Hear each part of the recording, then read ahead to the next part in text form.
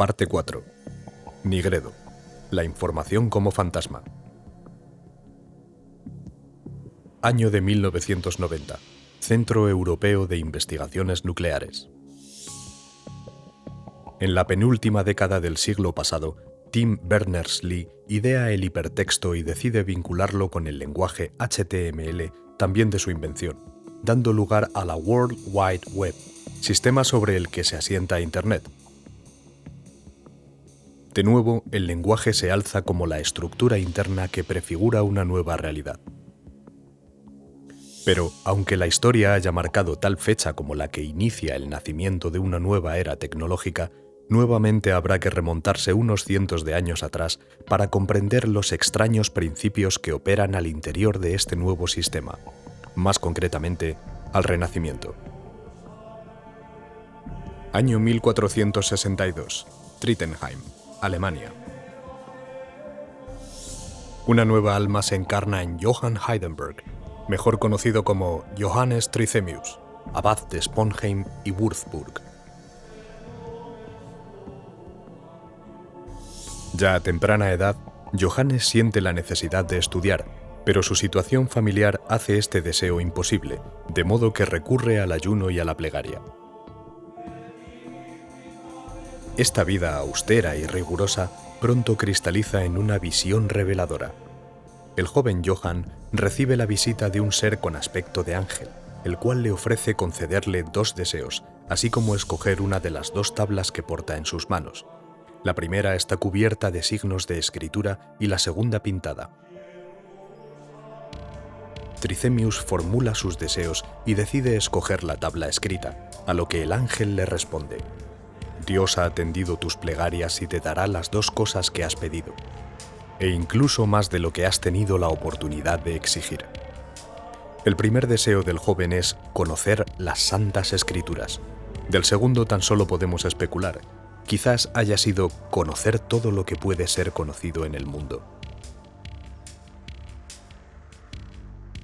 Al despertar, ese mismo día es capaz de aprender el alfabeto y al cabo de un mes lee perfectamente alemán. Algo más tarde el latín y el griego, comenzando a vislumbrarse una asombrosa capacidad para las lenguas. En enero de 1482 ingresa en el convento de Sponheim, uno de los más pobres de la zona, siendo nombrado abad a los pocos años. A partir de entonces, Trithemius, uno de los grandes magos y alquimistas de su tiempo, decide reconstruir el lugar, convirtiéndolo con la ayuda de los monjes en un convento con una de las bibliotecas más extensas de la región, llena de todo tipo de manuscritos extraños, muchos de ellos relacionados con el ocultismo. Con el paso del tiempo, el abad acaba siendo poseedor de una erudición al alcance de pocos, que deriva en una de sus obras más conocidas, Steganografía. Este título hace alusión a lo que más adelante sería conocido como criptografía, una técnica de cifrado que hace ininteligible cualquier mensaje a simple vista. Esta obra, compuesta de varios volúmenes, explica los distintos métodos de encriptar una secuencia lingüística. Por ejemplo, en su llamada Conjuración demoníaca se expone un texto en el que, para descifrarlo, solo habría que leer las letras pares de las palabras pares. A pesar de lo oscuro del nombre, este conjunto de técnicas no tiene la intención real de conjurar a ningún demonio, sino más bien de ahuyentar al lector profano con el objetivo de disuadirle de conocer la técnica, de modo que este arte se mantenga alejado de la mayoría. Más adelante, Trithemius desarrolla nuevas fórmulas de permutación lingüística, siendo su steganografía el germen sobre el cual se asientan los actuales lenguajes codificados. Pero la influencia de la magia en la tecnología va más allá de su relación con la criptografía, y, en efecto, es en la idea premoderna del anima mundi, el alma del mundo, donde encontramos el modelo básico de las redes informáticas de hoy. Para entender esta transformación, es necesario apreciar que nuestros ancestros entendían el anima mundi como una comunidad del espíritu universal, del neuma, que le daba cohesión al cosmos a través del eros, una cuestión que Marsilio Ficino expresa en De Amore, su comentario al banquete de Platón. Igualmente, todas las partes del fuego se cohesionan de buena gana entre ellas, descendiendo las partes del aire, del agua y la tierra, y en cualquier especie animal, los animales de una misma especie siempre se aproximan con mutua familiaridad, de donde resulta el amor entre las cosas iguales y semejantes. Pues, ¿quién podrá dudar que el amor no está innato en todo y por todo?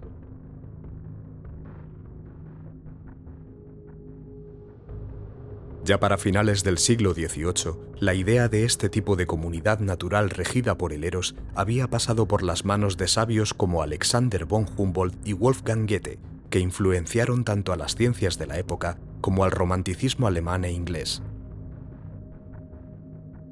Un siglo después, el Anima Mundi, aparentemente desterrada por la ciencia, se convertiría en la obra del zoólogo alemán Carl August Mobius en una comunidad biótica, concepto que se refería a un grupo de organismos que conviven en un hábitat o biótopo, del griego topos, lugar.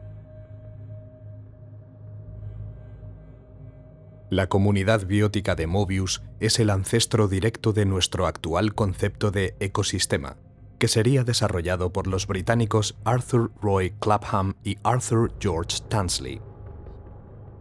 Tansley, en particular, era dado a aplicar metáforas mecanicistas al mundo natural y, en efecto, su noción de ecosistema estaba influenciada por la idea del cerebro humano como una red eléctrica. Era así como creía que sucedían los intercambios de energía entre los organismos y su hábitat.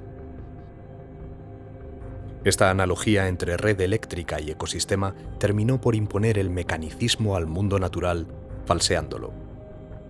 Los ecosistemas se convirtieron en enormes circuitos eléctricos que abarcaban diversas especies y hábitats.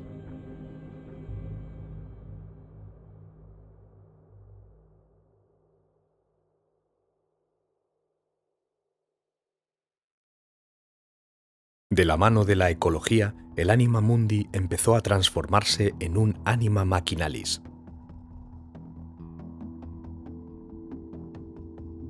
Esta tendencia continuó en las siguientes décadas y para cuando la ecología y la teoría de sistemas se encontraron en los años 50 del siglo pasado, se hizo claro que el mundo natural, ahora reducido a su aspecto funcional, empezaba a ser entendido bajo un nuevo lenguaje que también podía ser aplicado al mundo de las interacciones tecnológicas, a la cibernética.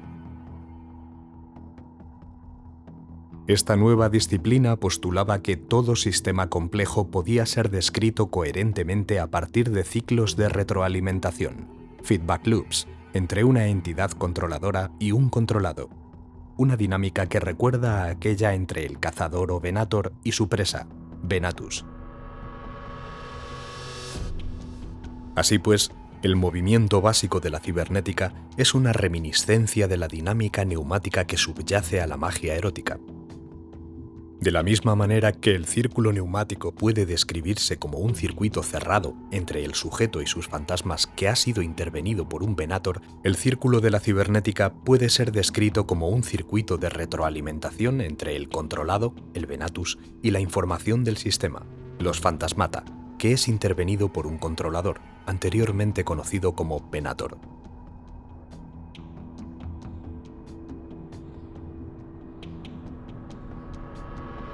El mundo tecnológico moderno se presenta a sí mismo como una máquina que en su nivel más básico reproduce procesos mágicos. Así, el neuma de antaño se ha transformado en información. Esta cuestión ha llevado a estudiosos como Leon Marvell a declarar: "Considero que las imágenes de la economía neumática son fundamentales para un proyecto que reexamine las bases de la ciencia natural contemporánea. En esta reexaminación, la economía neumática ya no dependería de la interacción de un medio material sutil, el neuma, sino que se basaría en lo que tanto asemeja, la noción cibernética comunicativa de un mundo compuesto por intercambios de información".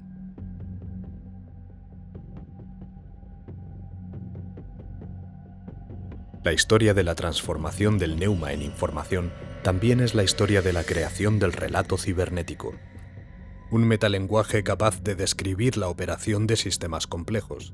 desde un ecosistema, una sociedad o una economía de mercado. Como tal, este relato es inseparable de un periodo histórico específico, la Segunda Guerra Mundial.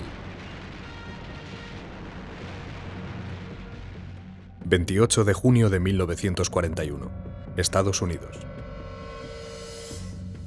El Gobierno Federal de los Estados Unidos crea la Oficina de Investigación y Desarrollo Científico, OSRD, una agencia gubernamental fundada con el propósito expreso de poner la investigación científica al servicio de la guerra. De esta agencia nace el Rad Lab, o Radiation Laboratory, institución especializada en la investigación de microondas y emisiones de radar que buscaba formas de diseñar mejores sistemas de detección para derribar bombarderos nazis.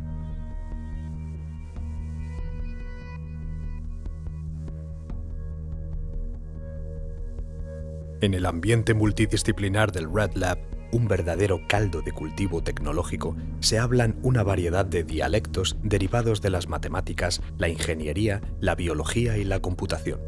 Pero se hace necesaria una lingua franca que los comunique a todos.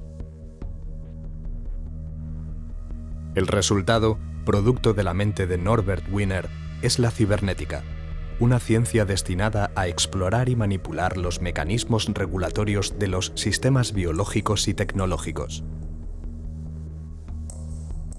Como argumenta Mauricio Loza en su libro The Hounds of Action, este nuevo método permite que el mundo material sea entendido bajo un marco único, como un sistema autorregulado que tiende al equilibrio dinámico, a la homeostasis como cualquier organismo vivo. En este esquema, el cibernetista deviene en una nueva variedad de Venator que, como el cazador mago bruniano, puede prever los movimientos generales de los vínculos de un sistema y corregirlos para regresarlo, en caso de que sea necesario, a un estado de homeostasis y autorregulación. Una suerte de Venator benévolo cuya misión es mantener el equilibrio, ya sea en una dinámica nuclear o en un ecosistema natural. 170 Anglo Sight 20. Short range weapons. Aircraft in sight, starboard. Stand by for dive bombers.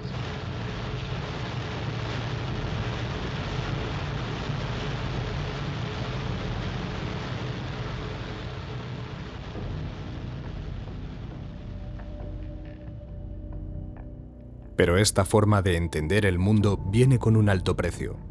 En palabras de Norbert Wiener, para obtener un tratamiento matemático tan completo como sea posible del problema general de control, era necesario asimilar las diferentes partes del sistema a una sola base, ya fuera humana o mecánica. Dado que nuestra comprensión de los elementos mecánicos de la orientación de las armas nos parecía estar muy por encima de nuestra comprensión psicológica, optamos por encontrar un análogo mecánico del artillero y el piloto del avión. Así pues, el relato cibernético requería conceptualizar al factor humano de la ecuación, el artillero y piloto, como otro componente mecánico del sistema. En pocas palabras, entender el mundo en los términos de la cibernética necesariamente implicaba deshumanizarlo. All gunships to the next wave. Red 140. No obstante, las ventajas de este enfoque conceptual fueron evidentes desde un principio y otros pensadores como Buckminster Fuller, un prolífico arquitecto, diseñador y teórico de sistemas norteamericano, adoptaron su forma de ver el mundo. Fuller, profundamente influenciado por su tía abuela Margaret Fuller, una prominente trascendentalista de Massachusetts que fue cofundadora de la revista literaria The Dial, donde se publicaron los primeros ensayos de Henry David Thoreau, entendía el mundo como los trascendentalistas y sus ancestros neoplatónicos, es decir, como el reflejo de un sistema de reglas intangibles que él asociaba no solo al mundo natural, sino también al de la industria y la tecnología.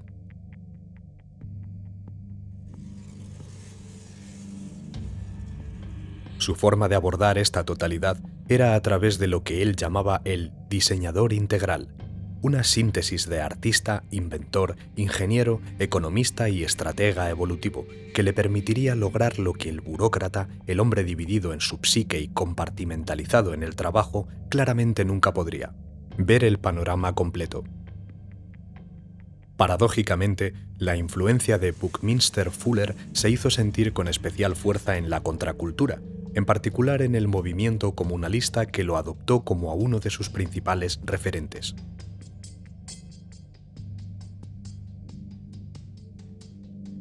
Fue a través de su influencia en el comunalismo que la anima machinalis, la interpretación funcional que la ecología y la cibernética hicieron del anima mundi, terminó por colarse en la contracultura, permeando así no solo al establishment, sino también a su contraparte.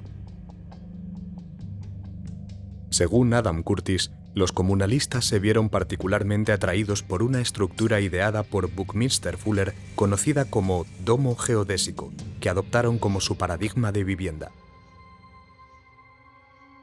Este tipo de domo fue concebido como un armazón basado en lo que Fuller creía que era el orden geométrico subyacente al mundo natural y que reflejaba a la perfección la idea platónica de una realidad inteligible poblada de ideas o formas.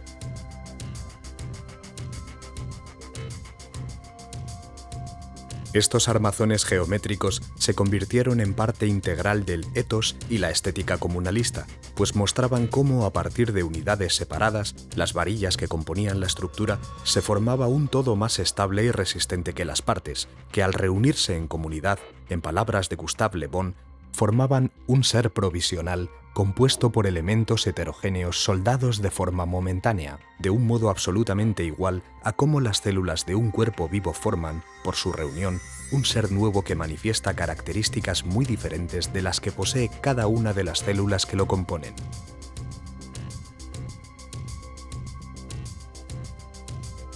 La masa de Le Bon es reinterpretada por los comunalistas como una formación orgánica y armónica que uniría el neuma de la colectividad y traería una nueva forma de interactuar con el mundo. Por otra parte, si vemos al domo geodésico como una metáfora de la comunidad, encontraremos que se trata del punto de intersección entre el anima mundi y su falsificación maquinal.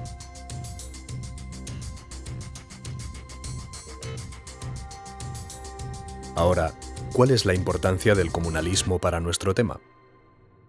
Pues bien, es en el seno de estas comunidades rurales que vieron un crecimiento explosivo desde finales de los años 50 que se empezó a gestar un nuevo conjunto de prácticas que derivaron eventualmente en la creación de las primeras comunidades virtuales. En el centro de esta transición está un hombre llamado Stewart Brand. Brand nació en Rockford, Illinois, en 1938 y estudió ecología en Stanford, donde fue introducido a la visión cibernética del mundo.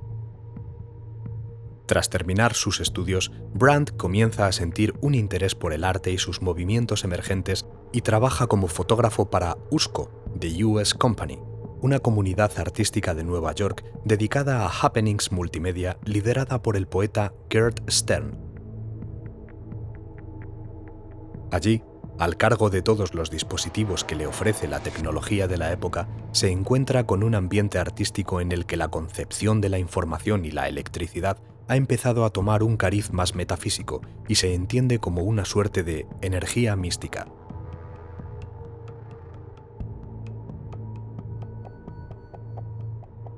Esta identificación del neuma renacentista con la electricidad y la información digital es esencial para entender la transformación de la red neumática de vínculos en nuestras actuales redes digitales.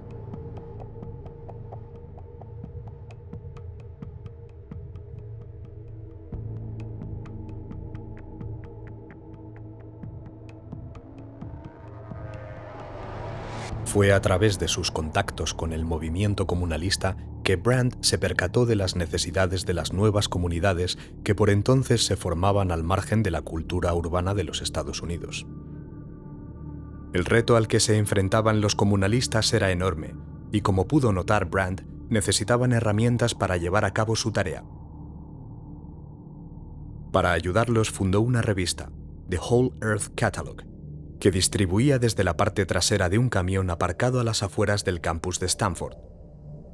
The Whole Earth Catalog se convirtió en una pieza clave del comunalismo, pues en sus páginas se podían encontrar todo tipo de artículos que iban desde reseñas de libros de Buckminster Fuller y Norbert Wiener, como también de calculadoras de Hewlett-Packard, libros de fotografía aérea o una crónica sobre la vida en un kibutz. Lo novedoso de esta publicación, que emulaba los catálogos de venta a domicilio de la época, era que, en muchas ocasiones, las reseñas provenían de lectores que ya habían usado dichas herramientas y que querían compartir su experiencia con un público más grande. Esta estructura participativa convirtió al catálogo en el primer foro interactivo de su tipo y en el antecesor analógico de los foros digitales de Internet.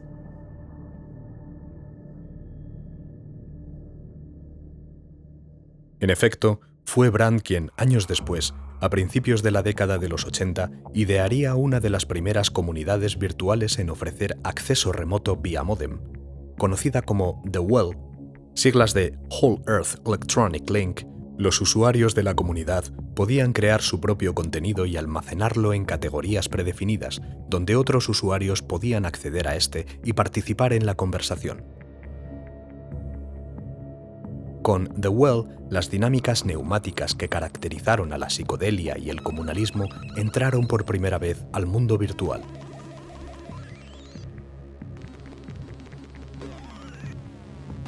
Ahora bien, es importante resaltar que la transmutación del neuma en información tiene una dimensión abiertamente religiosa.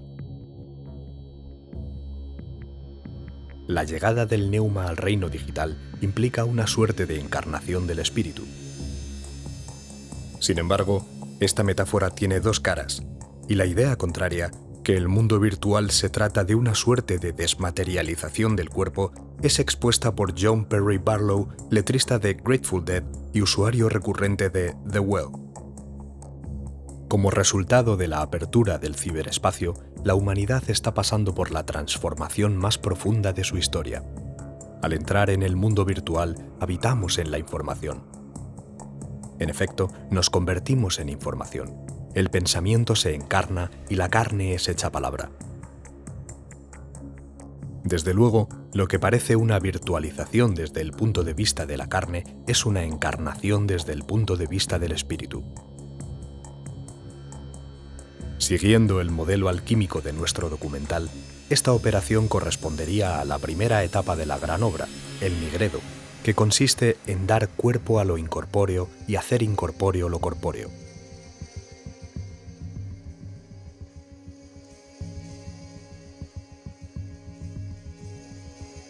Dicha virtualización termina por convertirse en una obstinada búsqueda para apropiarse de lo irreal y negativo, es decir, de los fantasmas, con el fin de nutrir lo real y positivo. Esta dinámica, como veremos más adelante, eventualmente desembocó en la fundación de una irrealidad global sustentada por los medios de comunicación.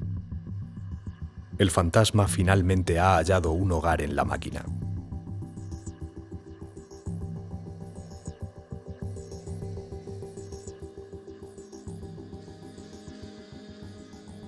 Año 1990.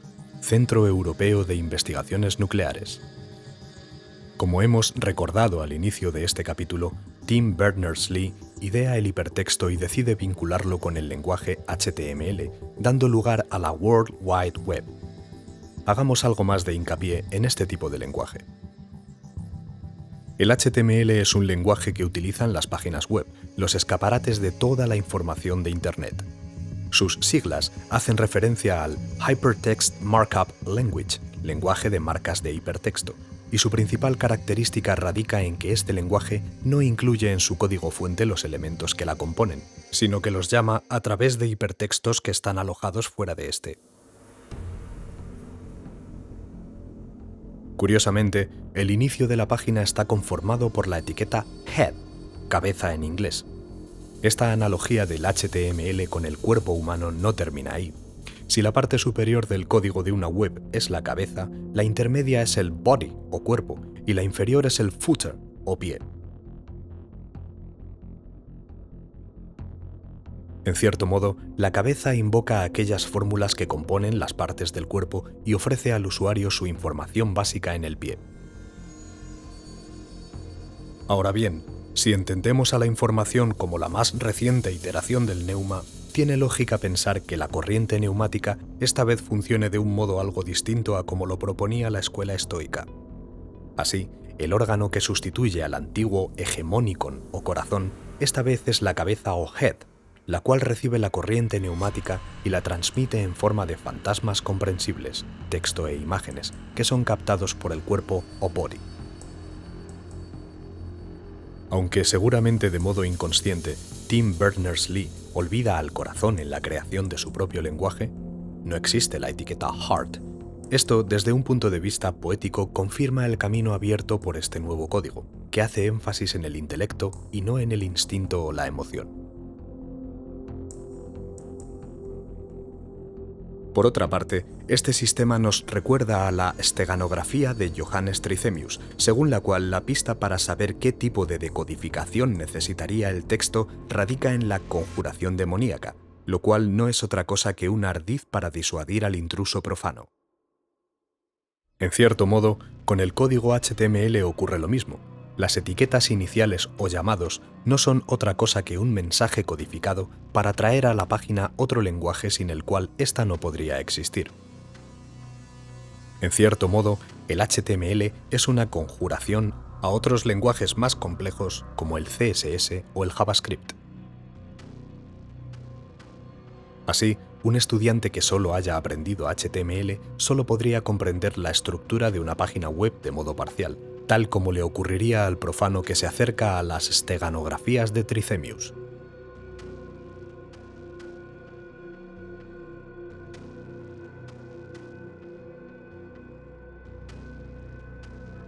Occidente, como cualquier otra cultura, es presa de su pasado y, por lo tanto, de sus mitos, algo que lo condena a repetir las mismas historias una y otra vez. Es así que la enorme influencia de la magia erótica aprovecha para manifestarse a la vez que mantiene su esencia. El presente es un reflejo actualizado del pasado. Para entender este reflejo y el modo en que opera, vamos a detenernos en el concepto que lo provoca, es decir, en el espejo. Para ello nos vamos a valer nuevamente de un mito, en este caso, el mito de Narciso. Narciso es un hermoso joven del que se enamora el también joven Aminias.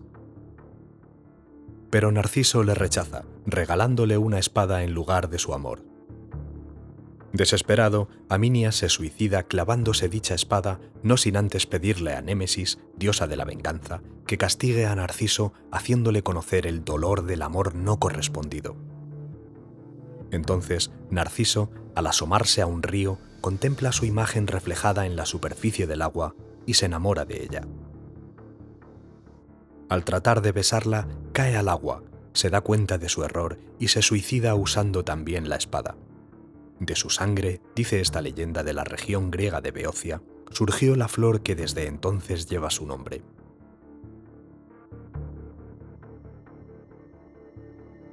Desde el punto de vista psicoanalítico, Freud entiende este mito como un proceso psicológico, el encerramiento del yo en la libido.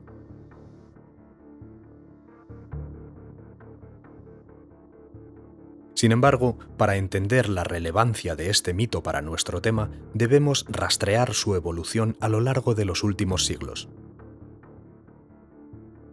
Durante la Edad Media, el espejo de agua de Narciso es identificado con la fuente de amor, motivo que figura prominentemente en el Roman de la Rose de Guillaume de Logis, en el que la fuente es un lugar donde acecha amor y aquel que mira en ella está destinado a enamorarse.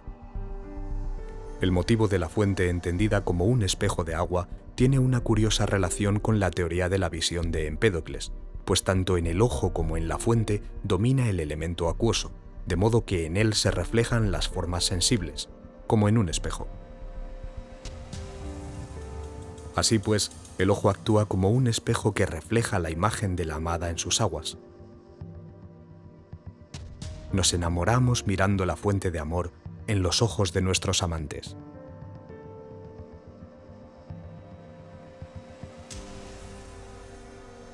Una vez el deseo se democratizó con la consolidación de la cultura de consumo a principios del siglo XX, surgió una nueva iteración del mito de Narciso: la vitrina comercial. Para entender la relación entre la vitrina y el espejo de agua, es importante notar que los ojos de Narciso reflejados en el agua, el objeto de su amor, se convierten en el román en dos cristales en el fondo de la fuente de amor que le muestran al amante el reflejo completo del jardín de las delicias, que hechiza al sujeto y lo ata al espejo de agua cerrando el círculo neumático.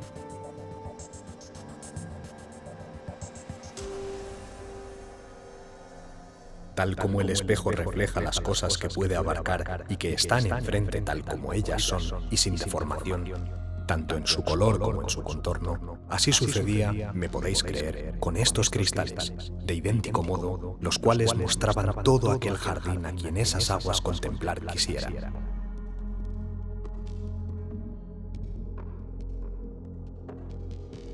Este jardín de las delicias encuentra su versión moderna en los paraísos de lujo y confort invocados por la cultura de consumo. Los dos cristales se convierten en las mercancías que nos aguardan detrás de las vitrinas, como ojos que reflejan la totalidad de las promesas que vienen con el consumismo.